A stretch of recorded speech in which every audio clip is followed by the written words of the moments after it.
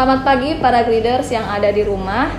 Pagi hari ini kita akan melakukan diskusi santai bersama narasumber kita dan sudah hadir Bapak Dodi Kurniawan. Selamat pagi Bapak. Iya, selamat pagi Bu Nisa.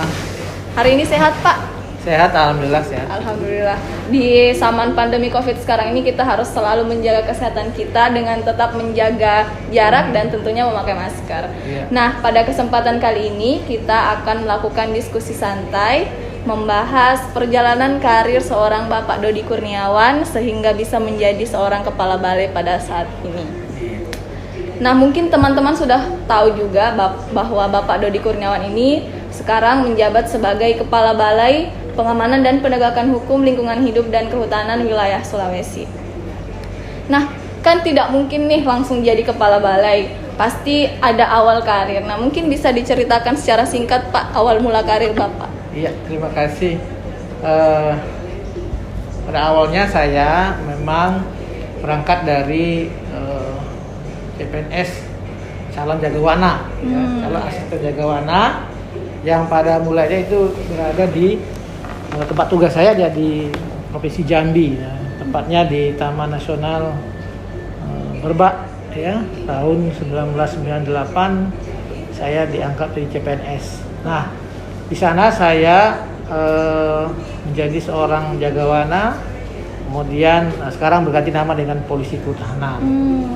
Nah, itu juga saya merasakan bahwa tempat tugasnya Polisi Kehutanan itu yang saya rasakan mulai saya berangkat dari kota menuju ke lokasi itu memakan waktu hampir 72 jam. Wah.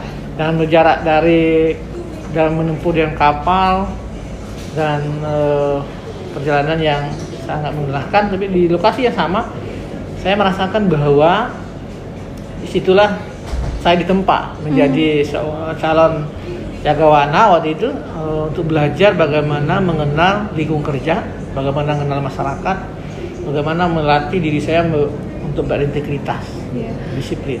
Saya dengar Bapak juga mengawali karir di golongan 2 ya Pak? Iya, ya itu juga. Saya berkarir tahun 98 itu CPNS-nya golongan 2. Nah, kemudian alhamdulillah saya bersyukur sekali nih dengan dari golongan 2 tadi saya melakukan belajar dan terus belajar untuk melatih diri dan sampai saya sekolah ya. Tetapi menurut saya ada kata kuncinya, golongan 2 dan golongan 3 itu hanya batasnya ada dari golongan saja. Tapi pada ilmunya intinya bagaimana kita bekerja dengan baik, tidak memilih-milih tugas, kemudian apapun tempat tugas yang diberikan kita jauh, misalkan terpencil lagi, apalagi saya terpencil sekali di pelosok yang hanya ada 40 kakak warga masyarakat dan itu pos jaga kami juga jauh dari warga masyarakat. Dan hampir 4 tahun saya di sana, 1998, 99, 2021 saya baru pindahkan ke arahnya dekat kecamatan lah. Tapi awalnya dari desa, 4 tahun di desa terpencil itu di perbatasan Sungai Benuh namanya, di Taman Nasional Merbak. Nah, itu saya bersama teman-teman melakukan tugas yang tempat illegal logging lah terbesar di sana. Nah, itu menjadi tempat belajar bagaimana menjadi polhut yang baik, bagaimana berintegritas. Kalau dulu saya melakukan itu, misalkan saya melakukan ataupun menerima sesuatu ataupun tidak melakukan tugas yang baik, mungkin saya tidak nyampe di kepala balai di sekarang. Betul sekali itu Pak. Dari desa kemudian mulai masuk ke kecamatan penempatannya, dan di sini sekarang Bapak menjadi seorang kepala balai di Balai Gakum lebih dikenalnya. Awalnya penempatan pertama itu di Taman Nasional. Mungkin bisa diceritakan Pak perbedaan signifikan bekerja di Taman Nasional kemudian beralih ke Gakum. Iya, terima kasih. Pertama saya di Taman Nasional memang pola kerjanya memang dulu namanya RBM namanya. Smart RBM itu kita bekerja bagaimana bekerja di tingkat tapak. Dan saya betul-betul terlatih. Saya dulu pernah dari jagawana naik jadi kepala resort. Nah, saat 2000 saya jadi kepala resort, Jadi saya Pak Resos Ngebenuh namanya. Kemudian saya melakukan bagaimana memanage teman-teman. Ya saya punya pasukan anggota saya 4 orang. Kemudian dari situ saya belajar memanage manajemen, bagaimana mengkoordinasikan, bagaimana melatih untuk belajar tentang aturan hukum, aturan tentang Taman Nasional. Nah, dari Taman Nasional itu saya ditempa betul karena memang kekurangan sarana prasarana, personil kurang, kemudian tempatnya jauh dan bukan di kota dan hubungan komunikasi sulit, gitu ya. Di Taman Nasional dan konservasi saya belajar ditempa untuk hidup di hutan. Jadi saya pernah 17 hari di hutan, melakukan tapal batas ikut dengan teman-teman PPKH. Itu saya rasakan bahwa di hutan itu kita ada nyamannya, ada ketenangannya, ada kerja keras untuk menyelamatkan hutan. Nah dari saya kepala resort, saya naik jadi kepala seksi. Nah saya juga pernah jadi kepala seksi di Taman Nasional juga, Taman Nasional Berbak, seksi 1 dan 2 kali saya jadi kepala seksi. Nah saya juga di situ ditempa bagaimana yang pola kerjanya Taman Nasional yang harus berada di tingkat tapak dan baik berdekatan dengan masyarakat tadi. Kemudian kita juga menegakkan hukum juga, dan itu mengkolaborasikan bagaimana masyarakat yang kita dekati tadi juga kita juga harus menegakkan hukum. Nah itu dulu Taman Nasional bisa melakukan proses penyidikan. Nah ini perbedaannya. Sekarang Taman Nasional lebih enak lagi menurut saya karena didukung oleh institusi lain, ada Direktorat Gakum sekarang ini. Nah dulu kalau kita memprosesnya kita banyak tekanan di dalam, hanya di Taman Nasional saja tekanannya. Jadi tekanan baik dari yang kita tangkap, prosesnya ada tekanan dari luar mendalam, itu Taman Nasional yang menyelesaikan, tidak ada kepolisian yang kita minta bantuan. Nah sekarang Taman Nasional bisa bergabung dan minta bantuan kepada mana? Dari Gakum. Nah baru kalau Gakum sudah bisa mendukung tugas-tugas penegakan hukum di Taman Nasional, sehingga Taman Nasional ada tugas pencegahannya, hanya dia bisa melakukan kolaborasi dengan Gakum dan bisa juga meminta Gakum langsung masuk turun, dan juga Gakum bisa bertindak mendukung tugas-tugas dari Taman Nasional. Nah kalau dulu tidak ada, hanya Taman Nasional sendiri yang bekerja, ya itu mau proses atau tidak itu Taman Nasional yang ajukan ke kepolisian atau sendiri prosesnya. Kalau dulu saya memang di tempatnya saya tidak dulu sama kepala seksi, saya berpindah-pindah resort.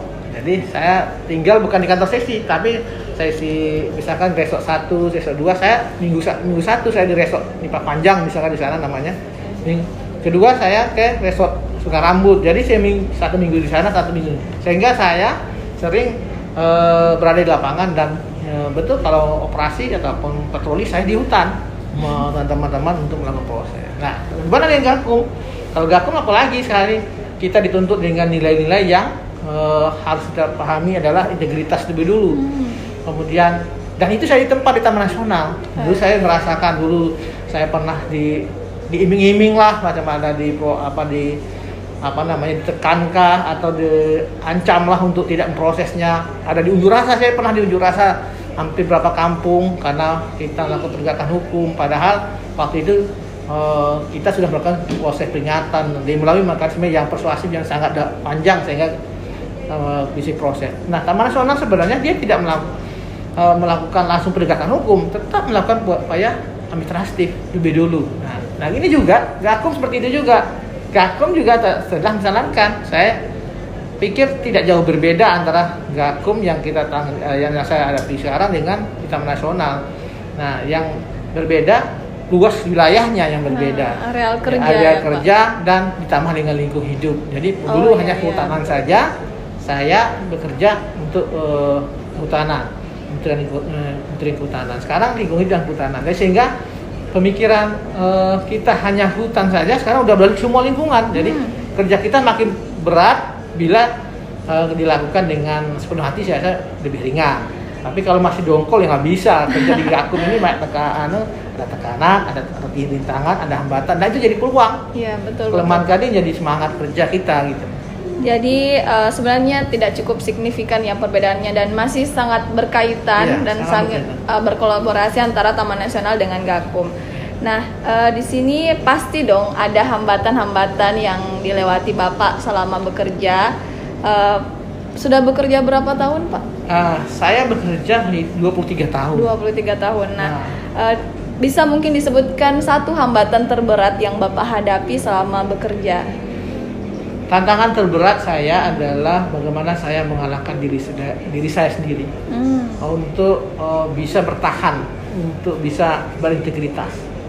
Bagaimana saya membangun diri saya dan membangun organisasi, membangun dari mulai diri saya, bukan dari saya ingin contohkan diri saya mampu memperbaikinya, inovasi apa yang bisa saya lakukan. Tidak perlu teknologi tapi ringan, mudah dilakukan. Nah, itu yang saya tantangan paling berat adalah bagaimana mengalahkan diri sendiri, ego kita, emosi kita, kemudian rasa syukur kita, ikhlas kita bekerja. Kemudian kita bagaimana selama ini kita membangun jejaring kolaborasi dengan para pihak. Nah, kalau kita itu jadi tantangan kalau kita tidak bisa berkoordinasi antar level pimpinan yang lebih tinggi misalkan, itu juga jadi tantangan. Tapi tantangan paling yang saya rasakan adalah bagaimana menjaga integritas. Integritas itu sangat berat. Kenapa? Saya harus menutupi diri saya dari teman saya, dari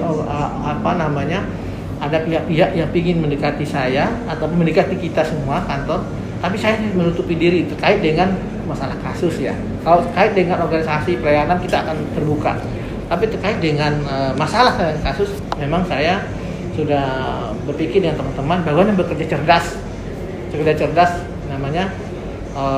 Cerdas itu cepat, itu saya istilahkan cepat, itu kerjaan selesai, cepat dilaksanakan gitu, responsif kita lakukan. Bagaimana tepat. Nah, tepat itu apa? Aturannya tepat, strateginya tepat, cara tindaknya tepat.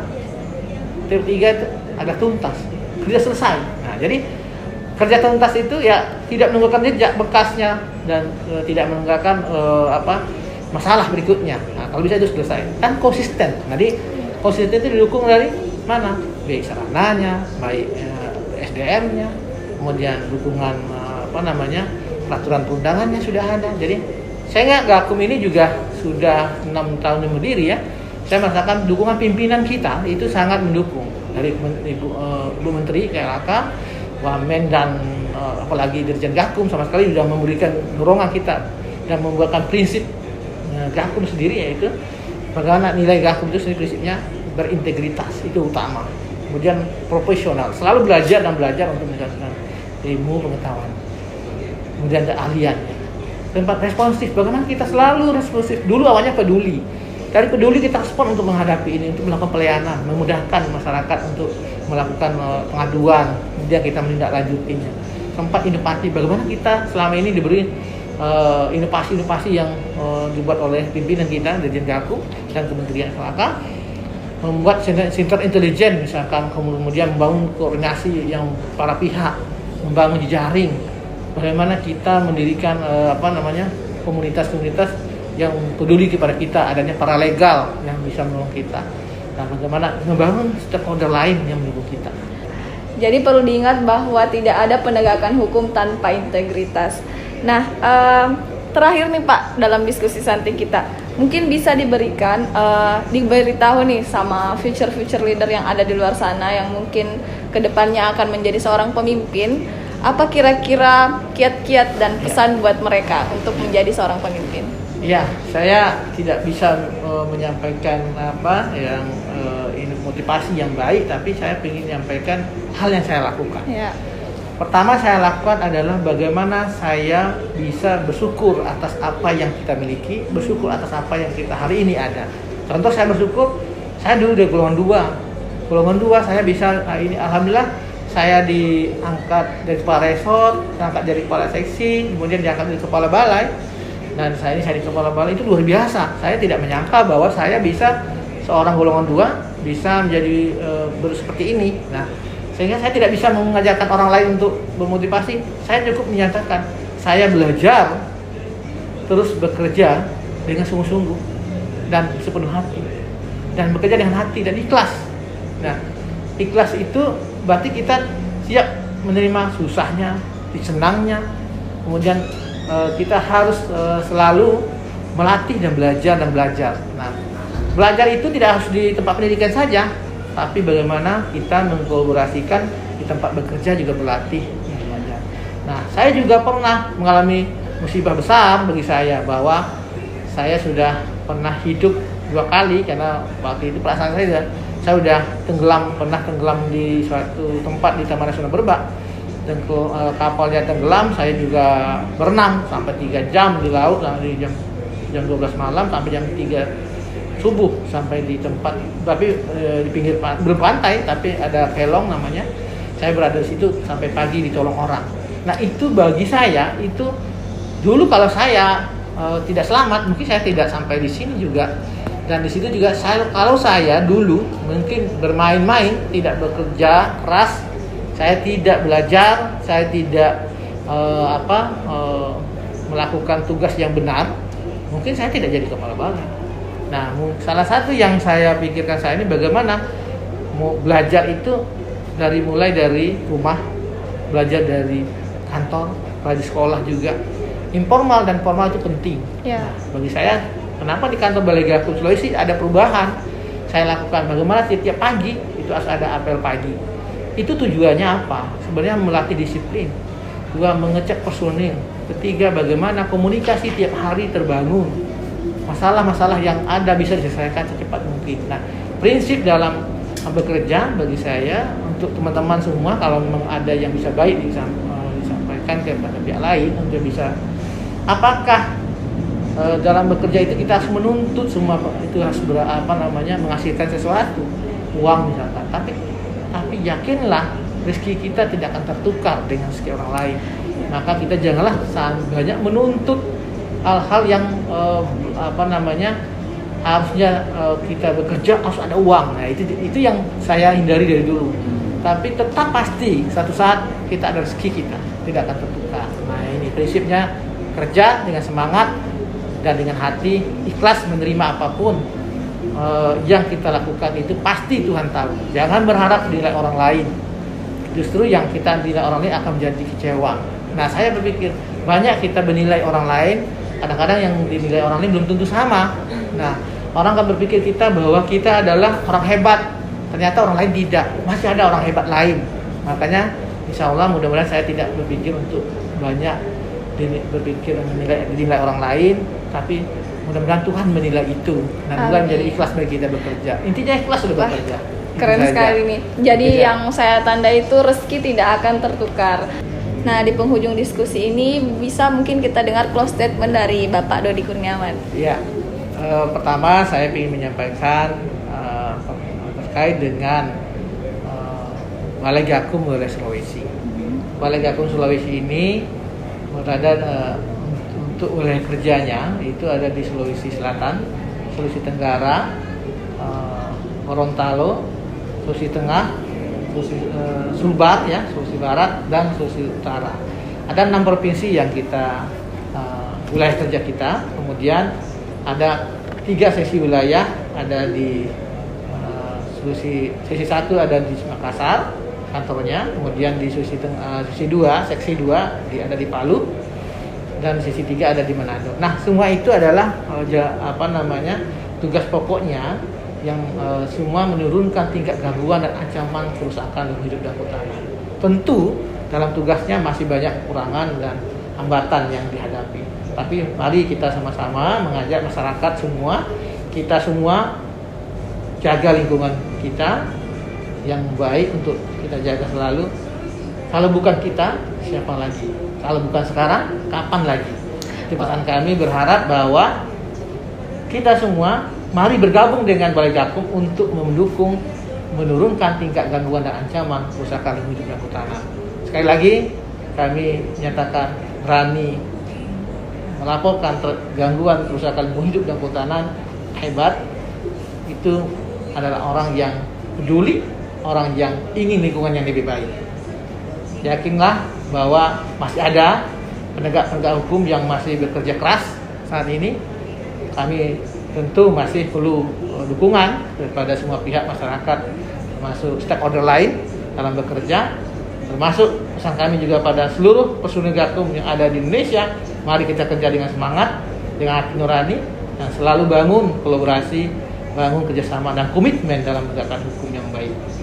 Jaga integritas, jaga profesionalitasnya, jaga bagaimana responsifnya, dan inovasi dalam kita bekerja selalu ditingkatkan. Terima kasih. Wassalamualaikum warahmatullahi wabarakatuh. Terima kasih atas close statement dari Bapak. Nah, teman-teman jangan lupa follow Instagram Gakum dan tentunya jangan lupa subscribe dan like video-video yang ada di YouTube Gakum. Dan kita akan bertemu di diskusi santai dengan topik yang lainnya. Sampai jumpa.